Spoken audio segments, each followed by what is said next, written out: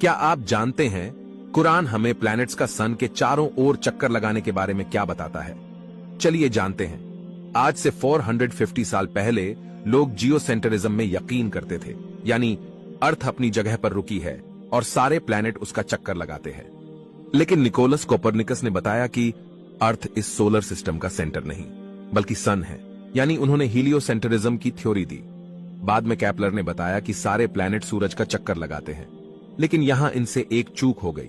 इन्होंने planetary motion का यह मॉडल दिया।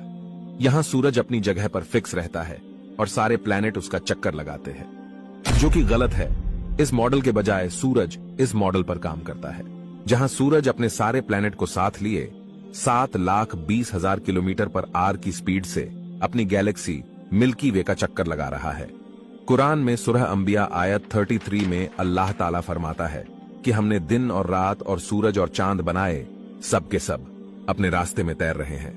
कुरान के आयत के अकॉर्डिंग सब के सब यानी सूरज भी घूमता है, और ये थ्योरी आज की नहीं 1400 साल पहले की है।